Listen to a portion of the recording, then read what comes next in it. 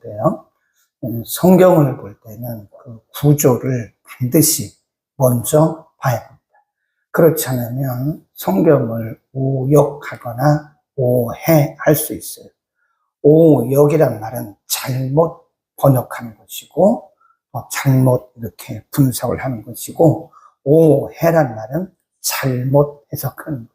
그래서 성경은 이게 어떨 때는 좁게 보는 방법이 있고요. 이렇게 넓게 보는 방법이 있어요. 그래서 1장부터 8장까지는 이렇게 좁게 보면 하나님이 유다 백성들을 바벨론에서 예루살렘으로 다시 보내서서 거기서 무너진 성전을 재건하는 어간에 일어났던, 그리고 7장, 8장에 와서는 하나님이 그들을 어떻게 회복하실 것인가에 대한 아주 굉장히 우리에게 확실하고 분명한 예언의 말씀이고요.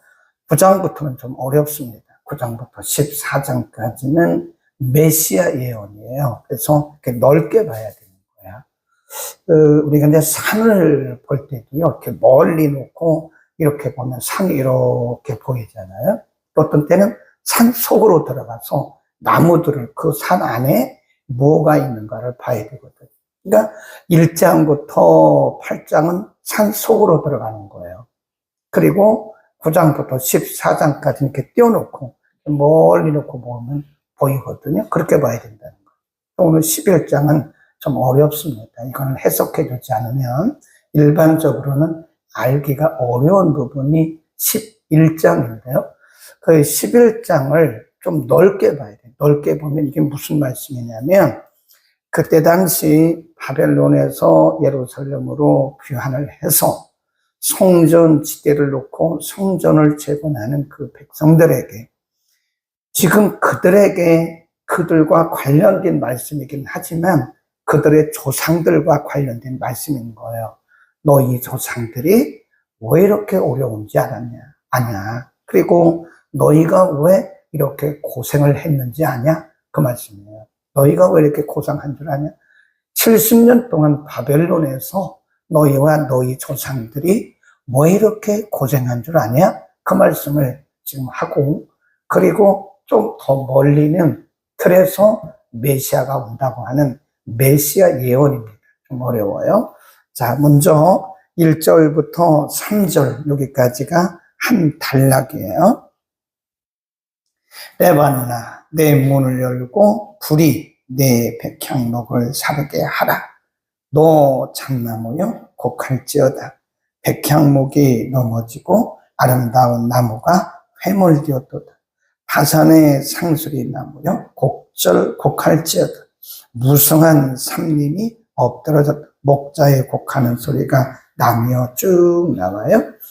이게 왜 레바논에 대한 말씀을 하는가?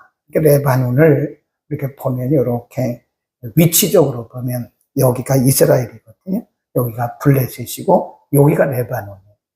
그래서 우리가 성지순례 가셔서 보셨는지 모르지만 레바논에서 이렇게 내려다보면 갈릴리 호수가 다 보여요. 그리고 이쪽으로 이렇게 보면 갈릴리 호수고 여기가 이렇게 해가지고 갈릴리 지역이 다 보입니다. 그러니까 레바논이 이렇게 올라가요. 구약으로부터는 레바논이 뭐로 유명하죠? 백향목. 우리가 보통 그러잖아요. 레바논의 백향목. 그러잖아요. 솔로몬이 성전을 건축할 때, 솔로몬 시대 성전을 건축할 때 레바논의 백향목을 심었다니까요. 그 레바논의 백향목은 이 아름다운 것을 상징하는 거예요. 그러니까 이스라엘 백성들이 왜 하나님께 매를 맞았나? 그 얘기를 하려고 그러는 거예요. 하나님이 여전히 그들의 통치자거든요. 눈에 안 보여도, 손에 안 잡혀도, 귀에 안 들려도 하나님은 그들을 계속 통치하고 계시죠, 왕으로. 그런데 이스라엘 백성들이 누구를 계속 동경했냐면 레바논. 이 레바논이 세상을 상징하는 거예요. 세상. 레바논은 세상을 상징한다. 이렇게 써놓죠.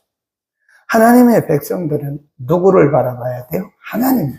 눈에 안 보여도, 손에 잡히지 않아도, 귀에 들리지 않아도 하나님의 백성들은 하나님만 이렇게 바라보고 가야 되는데, 인간은 눈에 보이는 가시적인 것을 더 좋아해요. 그러니까 자꾸 레바논을 자꾸 동경하는 거예요. 하나님이 어떻게 해요? 레바논을 쳐버리는 거예요. 그게 중요한 메시지예요. 우리들이 하나님을 신뢰하지 않고 보이진 않지만 하나님 눈에 보여요? 안 보이잖아요. 하나님이 눈에 보이진 않지만 그 살아계신 하나님이 여전히 우리를 통치하시고 우리보다 앞서가시면서 우리 인생을 아름답게 끌어가고 계시는데 이 통치하시는 하나님을 신뢰하지 않아요. 그리고 자꾸 눈에 보이는 것만 그러면 하나님이 우리가 의지하는 것을 다 이렇게 잘라버린 그 얘기입니다. 이게 1절에서 3절은 그 말씀이에요. 그러니까 하나님이 때로는 제거하는 작업을 하실 때가 있어요. 조금 아파도 내가 하나님보다 더 신뢰했구나. 내가 사람을 하나님보다 더 신뢰하면 이걸 끊어버려요. 하나님을 더 신뢰하고 우리가 하나님께 초점을 둬야 되는데 자꾸 이 초점을 흐리게 하는 것들이 있어요. 돈을 더 사랑한다. 하나님이 돈을 다 그냥 끊어버려요. 끊는 작업을 하죠. 그게 1절에서 3절입니다. 너희 조상들이 왜 힘들은 줄 아냐? 하나님을 신뢰하지 않고 하나님을 경외하지 않고 자꾸 레바논을 바라보니까 다시 보세요. 그 레바논을 하나님께서 다 쳐버리신다. 1절 레바논아 내 문을 열고 불이 내 백향목을 사르게 하라. 쭉 말씀하고요. 그 다음에 이제 두 번째 한번 보세요. 4절입니다. 4절 시작. 여호와 나의 하나님이 가라사대 너는 잡힐 양떼를 먹이라. 하나님이 선한 목자, 선한 지도자를 그들에게 보내셨어요. 그 다음에 7절로 갑니다. 내가 이 잡힐 양떼를 먹이니 참으로 가련한 양이라. 내가 이에 막대기 둘을 지하여 하나는 은충이라 하고 하나는 연락이라 하고 양떼를 먹였다. 은총, 이 말은 하나님께서 이들에게 선한 목자를 보내주셨다는 거예요. 4절과 7절은 하나님이 그들에게 선한 목자, 예를 들면 모세라든지 예레미야라든지 이사야라든지 이렇게 그들을 인도할 선한 목자를 하나님이 그들에게 보내주셨어요. 이게 은혜거든요, 사실은. 그렇죠. 여러분, 오늘 우리에게 어떤 리더십이 없으면 여러분이 신앙생활을 잘할 수 있을 것 같아요? 안 됩니다. 혼자 성경 아무리 읽어보세요. 그거 알 수 있나? 모른다니까요. 이 11장 같은 경우는 해석이 안 돼요. 잘 모릅니다, 이거는. 어쨌든 여러분에게 이렇게 성경을 새벽마다 잘 해석해서 먹여주고 또 새벽마다 여러분 가정을 위해서 기도해주고 이게 일상이거든요. 예를 들어 설명하는 거예요. 근데 우리는 그 리더에 대한, 그 지도자에 대한 고마움을 잘 모른다. 잘 몰라요. 물론 알겠죠. 알기는 알겠지만 그러려니 하는 거죠. 아니 리더가, 목사가 당연히 기도해주고 그렇게 다 성경 해석해주는 거지 그렇게 말할지 모른다 이거예요. 일반적으로 그것이 우리의 일상이기 때문에 고마운 것을 모른다. 여러분의 남편이 늘 그 자리에 있으니까 남편이 얼마나 고마운 줄을 모른다고요. 아내가 늘 그 자리에 있으니까 그 자리에 있는 아내의 고마움을 모르는 거예요. 여러분의 아내가 하루만 없어봐요. 남자들은요, 거의 무슨 수준이 되죠? 부인이 3일도 안 가요. 부인이 한 이틀만 없으면 남자들은 거의 무슨 수준이 되죠? 그 밖에서 사는 사람을 노숙자래, 노숙자. 거의 노숙자 수준밖에 안 돼요. 그 아내의 고마움을 잘 모르더라고요. 자녀들은 자기들이 다 알아서 한다고 그러잖아요. 내가 알아서 한다고. 부모가 안 계셔 봐요. 부모가 없어 보라고. 그와 같아요. 그 아이들이 알아서 다 할 것 같지만 막상 부모가 그 자리에서 없어 보라고요. 부모들이 어떻게, 얼마나 고마운 거를 모른다, 이게. 하나님께서 그들에게 선한 목자들을 보내주셨다. 하나님의 은혜입니다. 여러분, 우리에게 지지대가 있다라고 하는 것은 하나님의 축복입니다. 남편도 축복입니다. 아내도 축복입니다. 부모도 축복입니다. 더군다나 이런 영적인 지도자는 더 큰 축복인 거예요. 근데 모른다는 거예요. 하나님께서 그들에게 선한 지도자를 보냈는데 알아요? 몰라요? 몰라. 그러니까 하나님이 그거를 거두세요. 거기 보세요. 그 말씀입니다. 쭉 보세요. 5절 시작. 산자들은 그들을 잡아도 죄가 없다 하고 판자들은 말하기를 내가 부욕해 되었은즉 여호와께 찬송하리라 하고 그 목자들은 그들을 불쌍히 여기지 아니하는도다. 쭉 내려가서 8절 한 달 동안에 내가 그 세 목자를 끊었으니 이는 내 마음에 그들을 싫어하였고 그들의 마음에도 나를 미워하였습니다. 내가 가로되 내가 너희를 먹이지 아니하고 죽는 자는 죽는 대로 망할 자는 망할 대로 그 나머지는 피차 살을 먹는 대로 두리라. 하나님이 그렇게 좋은 선한 하나님을 대신할 대언할 좋은 목자를 보냈는데 안 듣는 거예요. 하나님 뭐 하세요? 싹 거두어버리신다니까요. 그럼 10절 이에 시작. 이에 은총이라 하는 막대기를 취하여 잘랐으니 이는 모든 백성과 언약을 폐하려 하려다. 당일에 곧 폐함에 내가 청종하던 가련한 양들은 이같이 여호와의 말씀하였던 줄 안디라. 그제야 아는 거예요. 그러니까 우리가 잘 알아야 된다. 이 부분, 이 8절 이하의 이 부분을 보면서요, 14절까지 계속 이어지는데, 일상이 얼마나 큰 복인가를 알아요. 우리는 지금 은혜 속에 살고 있습니다. 큰 기적을 바라지 말라고요. 일상이 기적입니다, 일상. 네. 근데 우리는 우리에게 일상적으로 늘 흐르고 있는 그 하나님의 은혜를 몰라요. 모르고 자꾸 새로운 것을 달라고. 하나님 더 주세요, 더 주세요. 특별한 것을 뭘 특별한 것을 주십니까? 우리가 살아있는 자체가 특별한 거 아닙니까? 아멘. 근데 우리는 눈이 멀어가지고요. 귀가 안 들려가지고 몰라요. 몰라. 하나님이 우리에게 얼마나 일상의 큰 복을 주고 계시는지 그걸 모른다. 자꾸 뭔 큰 거를 막 특별한 거를 원하는 거예요. 이 성도들 가운데 누가 이단에 빠지는 줄 아세요? 특별한 것을 기다리는 사람들이 엉뚱한 데 가서 특별한 얘기 듣다가 부모에게 감사하고 영적 리더에게 감사하고 우리의 주변에 있는 지지대의 역할을 해주는 이들에게 우리가 감사해야 됩니다. 일상이 은혜입니다. 아멘. 그리고 쭉 내려가 보면 15절, 16절, 17절은요. 하나님이 더 심한 말씀을 하세요. 15절 시작. 여호와께서 내게 이르시되 너는 또 우매한 목자의 기구들을 취할지냐. 보라, 내가 한 목자를 이 땅에 일으키리니 그가 없어진 자를 마음에 두지 아니하며 흩어진 자를 찾지 아니하며 상한 자를 고치지 아니하며 강건한 자를 먹이지 아니하고 오히려 살찐 자의 고기를 먹으며 또 그 굽을 찢으리라. 그러니까 선한 목자를 보내주셨는데 선한 목자를 듣지 않아요. 4절 7절. 그러니까 하나님이 다 거두시고요. 그 다음에 더 심한 말씀이라니까요. 15, 16, 17절은 4절과 7절에서 하나님이 선한 목자를 주셨는데 안 들어요. 그러니까 그들을 통해서 주셨던 모든 은혜를 다 거두셔요. 그리고 15절, 16절, 17절은요. 악한 목자를 보내. 악한. 한번 봐라. 선한 목자가 얼마나 소중한 하나님의 은혜였는가를 너희가 한번 봐라. 그런 말씀이에요. 그러니까 우리가 일상에 감사하지 못하고 우리 일상에 우리가 이 일상이 하나님의 은혜인 걸 모르면요. 하나님의 일상을 흔들어 버리죠. 내가 너희에게 주었던 일상의 은혜가 이 일상의 축복이 얼마나 소중했는가를 한번 봐봐라.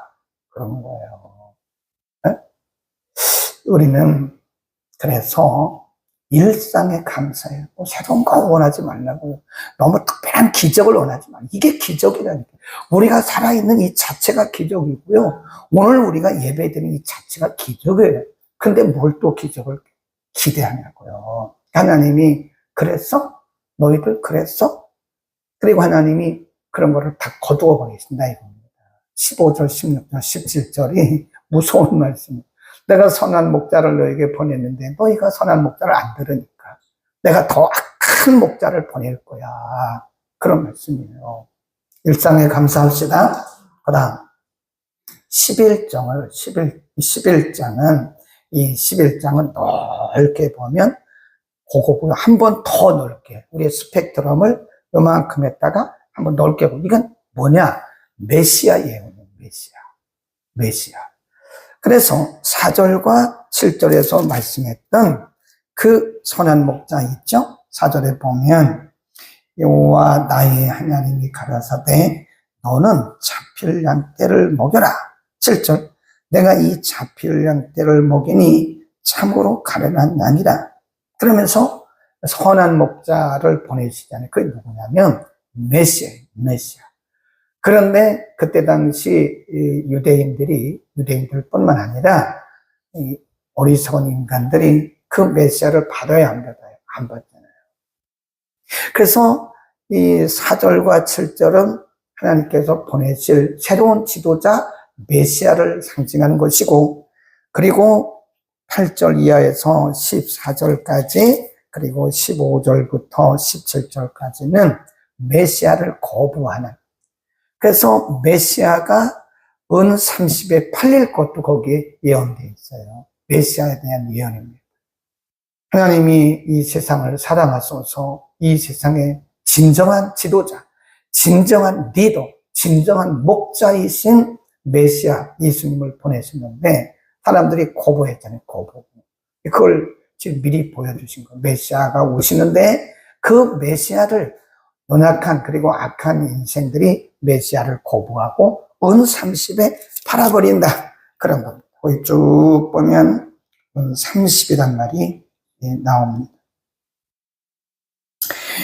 5절부터 쭉 보면 나와요. 6절에도 나오고, 그 다음에 8절도 나오고, 9절도 나오고, 그렇습니다. 그래서 결국은 메시아를 거부하는 악한 인생들에 대해서 거기 말씀을 하고 있습니다.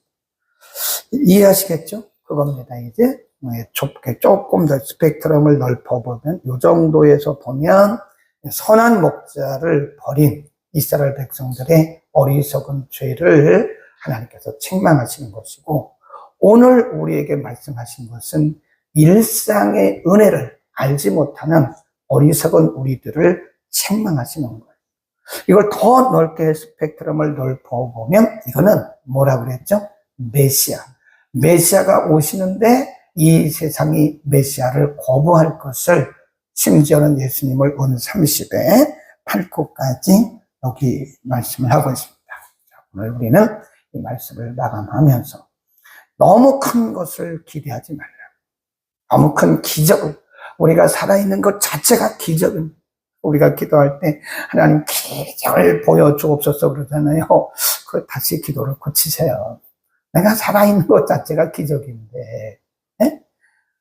아니 우리가 호흡을 하려면요, 이게 호흡이 되는 게 얼마나, 호흡을 못하는 분이 얼마나 많은지 아세요? 근데 뭔 기적을 자꾸 달라고 그래요? 호흡을 하고 있잖아요 지금. 호흡 못하는 분들은 산소통 하나 그거 가져오는데 얼마인지 아세요? 네?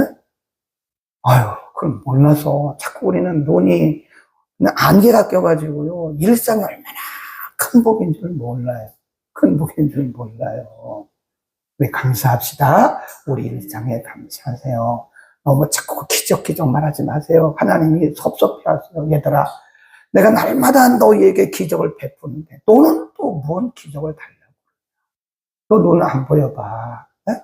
어떤 분이요, 눈이 잘 이렇게 안 보이고 막 몇 개로 보여가지고요, 황반 변성 막 이런 거 오고 뭐 그러면요, 지난주 토요일 날 무슨 TV에 보니까 눈 망막에 대해서 하더라고요. 눈 망막. 겉은 멀쩡한데 눈이 안 보이는 거예요. 네. 그래갖고 둘로 보이고 셋으로 보이고 막 희미하게 보이고 이러는 거예요. 아, 여러분 지금 잘 보잖아요. 약간 안 보이니까 이거라도 보이잖아요. 얼마나 감사한데. 이게 볼 수 있는 게 감사하고 숨 쉴 수 있는 게 감사하고 이 걸어 다니는 게 얼마나 감사한데 우리는 일상에 감사할 줄 모르면 하나님이 야, 뭐 하는 거냐. 내가 너희에게 이렇게 큰 은혜를 줬고 이렇게 큰 복을 줬는데 또 기적을 달라고 그러냐? 하나님 섭섭하세요. 감사합시다. 예? 기도하겠습니다. 그러고신 우리 아버지 무지한 우리들을 하나님 용서하시고 하나님께서 이스라엘 백성들에게 보이지는 않지만 손에 잡히지는 않지만 눈에 보이지는 않지만 여전히 그들의 왕이시고 그들의 공급자이셨지만 그들은 보이는 레바논을 향해서 찾아가 하나님보다 더 레바논을 사모하고 즐겼을 때 하나님이 레바논의 모든 것들을 다 멸하셨습니다. 하나님께서 그들에게 선한 목자를 보내주셨지만 그들이 선한 목자였음조차도 모를 때 하나님은 선한 목자를 거두시고 악한 목자들을 보내시겠다고 경고하셨습니다. 하나님 돌아보면 그리고 오늘 우리가 살아가는 것을 생각해 보면 그 어느 것 하나 은혜가 아닌 것이 없습니다. 그럼에도 불구하고 우리는 감사하지 못하고 새로운 것을 구하고 또 더 큰 기적을 구하는 어리석음을 범할 때가 많습니다. 오늘 내가 살아있음에 감사하고 하나님의 은혜가 우리 눈에 보이지 않지만 하나님의 은혜가 소낙비처럼 내리고 있음을 우리가 깨닫고 오늘도 감사하는 우리의 삶이 되게 하여 주옵소서. 우리의 어리석음을 용서하여 주시고 범사에 감사하고 항상 기뻐하는 우리의 거룩한 삶이 되게 하옵소서. 예수 그리스도의 이름으로